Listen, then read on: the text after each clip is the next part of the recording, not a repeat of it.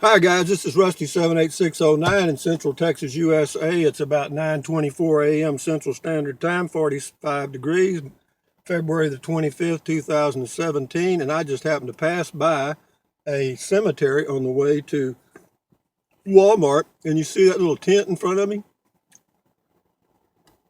Underneath that tent is the grave. That's where they plant the dead humans or the humans. Well, I got to tell you, I've looked around this cemetery and they plant them pretty deep, and I guess they fertilize them after they put them in, but they never come up. I mean, I haven't seen any of them growing yet, so I think they've got a defective procedure. Okay, so having said that, that's not what I'm going to talk about. But again, this is Park Road 4 for you new guys, and my name is Rusty. My channel is Rusty78609. I full-time RV. I've done that for about 20 years. Don't do it much anymore. I go camping in my Toyota Prius, a car. I've done that for about 5 years, 4.5 years. And if you're interested in RV'ing or going camping in a car, check out my playlist on my channel homepage at Rusty78609, all lowercase, no spaces. Whew. Got the advertisement in. But anyway, this is Park Road 4 in Central Texas, USA, guys. And it is a nice day. It is 45 top up degrees, a little cool, clear, dry. And I had a comment I'm going to respond to related to RVing. A viewer asked if he said, Rusty, if you sold your Prius and your current travel trailer, what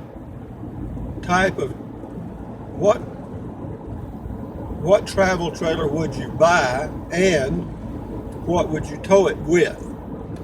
Okay? Well, if I was headed that direction again, because I did pull a travel trailer for about 20 years or longer, all over the western U.S. and other places, and lived in it full time. And so I know quite a bit about that and what I would enjoy. Now, whether that would work for anybody else, hard to say. Because I'm single, just me. I don't have a dog, a chicken, or a giraffe as a pet. So I don't, space is not a big issue with me. But if I was going to buy, a big if, now I'm not planning on it, but if I was, I would go to the Casita dealership or some of these fiberglass travel trailer places and take a real hard look at them. Because now I think it's Casita. They have a 13, a 16, and a 17-foot model, and they're all fiberglass, last forever. Their resale value really holds up good. They're a little pricey on the front end, but if you ever get ready to sell it, you get a good bit of your money back. But having said that, the 13 and the 16-foot model Casitas only have a inside height of about 5 foot 10 inches. Well, I'm 6'2". Well, I'm shrinking. I'm probably 6'1" now. As we get older, we kind of shrink a little bit, and I'm 71. So I would take a real hard look at the 13-foot Casita, and if I felt like I could make it work, I would probably go that route, or the 16, because for me, the less the better, okay? The less the better. And I would pretty much get a blank unit. In other words, I wouldn't want a roof AC at all, no awning. And I may have them go ahead and do the window AC because they have a way to install it better than I could for sure. And would I go with propane cooking? Where they have the tank outside. I'd have to take a look at all that because I might just go with something really simple like you do with a van build out. I might go with a little 2-burner cooktop or something else. I'd look at my alternatives, and then of course I'd certainly add solar so you can boondock for extended periods of time and still have power to charge your cell phone and whatever else you need power for, which for me is not much. And also, I'd be sure I had one of those fantastic fans that vents and also brings air into the travel trailer itself, because that would be a big benefit. You know, when you're in an area where you could just run the fan, you didn't have power to run the air conditioner, you could just run your 12-volt fan and be quite comfortable, and that would work for me. But that would be it. I'd be a real minimalist on that. I seriously think I'd get the 13-footer and let the 5'10" height just work out, because it would be better than a van. And I've seriously looked at vans, and but you know, for me right now, if I went that route, I'd have to live in it, and I don't know that I want to do that at age 71 and on. Right now, I'm quite comfortable in my 26-foot RV, and I go camping in my Prius, which is pretty much satisfies that need. But as far as a tow vehicle, you ask about that too. If I went with the 13-footer, the lightest weight one they had, then I would take a hard look at the the V6 with maybe the Eco Boost or whatever they have that get about 24-25 miles a gallon when you're not towing. And even when you were towing a lightweight unit, say a 13-foot casita, you'd probably get 15 or close. I would think, because you're not towing a lot of weight back there, and I'm not going to add a lot of weight to it. So that would be the ideal solution for me. Will I ever do that? I doubt it, because right now I'm contented. You know, every time I try to fix something that isn't broken, like my phone deal I went through, my phone ordeal, changing to Verizon and back to Cricket, nothing was wrong with the system I had. Okay, there was not a thing wrong with the Cricket wireless setup I had. I just thought I could save a few bucks, and I tried to fix something that really wasn't broke. And whenever you do that, you sometimes end up paying a price for it. And I paid, I don't know, a few bucks, not much. But I did learn something. But as to the travel trailer, for anybody that's going to go travel in a travel trailer, I'll speak directly to travel trailers, not motorhomes or anything else now, just travel trailers. If you're looking at travel trailers, I know that when I started in 1994 1995 when I got back from the Peace Corps, I bought me a used, I think it was like a 28-foot travel trailer that weighed a ton, or I don't know how much it weighed a lot. And I towed it with a 350 Chevy, 79 Chevy 350 automatic, and it was a struggle. And but I thought that's what I was supposed to have, and whenever I went somewhere, I'd put the awning out and put the rug down and did all that crap for about 2 years. And then it dawned on me, I don't need to put the damn awning out, okay? And so I gave that up, and then putting the rug out, I just put a little mat out there to wipe my feet on. That was the end of the big rug and all the crap. And I thought I needed to cook outside. I had a little grill and all that. I got rid of all that crap gradually, and ended up I was in a 19-foot.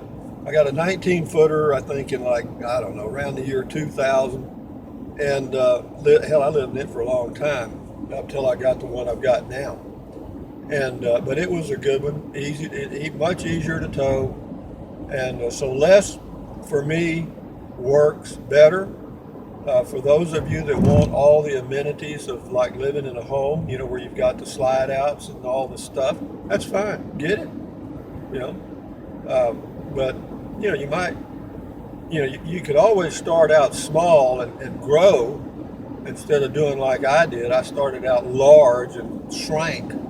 So that would be my recommendation there. And as far as a tow vehicle, and I've mentioned this in other videos, if you overpower your vehicle, you'll never have a problem. In other words, if you could pull it with a 4-cylinder, get a V6. You'll never regret it. If you could pull it with a V8, or excuse me, it could pull it with a V6, get a small V8 that's got more towing capacity and more horsepower, more torque, and you'll never regret it. And on and on and on, you know. And, you know, there are some advantages to diesel over gasoline, but it's a trade-off. The trade-off is you get better fuel economy or miles per gallon with a diesel. They're very reliable. They'll last 300, half million miles. I don't know, a long time. But oil changes are expensive, and you got to do those. I don't know how often, but every now and then. And then you also have to, if you ever have any serious maintenance issues on a diesel, it can be very expensive, more expensive than a gasoline engine. At least I'm told that. I've never owned a diesel, so I can't say from experience. I can only say from what other owners of diesels have told me. So having said all that, guys, this is Marble Falls, Texas we're coming into. Population 6,000. Most of y'all have that memorized by now, but for you new subscribers or new viewers, you probably haven't seen this before. This is the Texas Hill Country, Central Texas, USA, 80 miles northwest of Austin, Texas, the nearest metropolitan area. Most of the communities here are along the Colorado River or the Llano River that form the Highland Lakes chain. Several lakes, a lot of good freshwater fishing up here, mainly stripers for you fishermen. You know, not many black bass, a few catfish, some perch, but the stripers, as you fishermen probably know, once they're put in a lake, they take over. They eat everything. And so that's what happened here. LCRA, who manages the lower, or the Colorado River, LCRA stands for Lower Colorado River Authority. And they decided, about 10 years ago that they would populate the lakes with stripers, and they did. And that's about all you got now. But anyway, I'm going to Walmart today to pick up a clothes rod for my Prius, because when I go Prius camping, what I do with my clothes, during the day I have them laying on the bed, and then at night I move them from the bed to the top of the ice chest, and back and forth and back and forth and back and forth and back and forth and back and forth. And so with a clothes rod, I could just lay them across the clothes rod, not hang them up on hangers, but just lay them across there and then pull them off as I need them, be a little more organized, and that way I can see them, because when you stack things up like on a bed or on an ice chest, you can't see what's in the middle and on the bottom. You can see what's on the top, maybe first couple of layers. And I don't have that many clothes that I take, but anyway, for me, guys, it's Prius camping, I believe, from now on. I don't think I'll go back to pulling a travel trailer, because it's so much easier for me now, and that's the way I like it. You know, with a travel trailer, you got something back there that you need to be aware of, and you do have to set up and unhook, or where, you know, if you go into a place that has hookups, well, you're going to use them. And if you go boondocking, you're still going to level it up, and you're still going to unhook your vehicle and all that stuff. And I'm going to pull over here. Here's some people camping at Walmart. And these are snowbirds coming through. They're going back home. There's a Tioga. But anyway, back to the car. So anyway, but the clothes rod would just allow me to organize the clothes. But you know, you can camp for free at Walmart. The only downside, I've done it a few times, not many. The only downside, I've never been bothered. Never been bothered. And but it can be a little noisy. See, like where this guy's parked right here, I know he didn't sleep well, because this is the route that the trucks come in and out, go down this path right straight ahead of me here. And so you got to kind of know the area. But Walmart doesn't mind you parking here and for free, because they want you to come in and buy groceries and stuff, which is fine. It's a little payback, or get gasoline, that's payback. And but you need to park away from where the bulk of where the customers park. You know, get out there on the fringe, so to speak, and they appreciate that. And but you can go. There is a website you can go to find out which Walmarts allow camping and which ones don't. But anyway, I'm going up here. There's a Class B up here, or I think this is a Class B motorhome right here. It looks like it on the left. Maybe you can't see it yet. I'll turn so you can. In fact, it's. I'll see if I can see what it is. Let me turn my blinker on.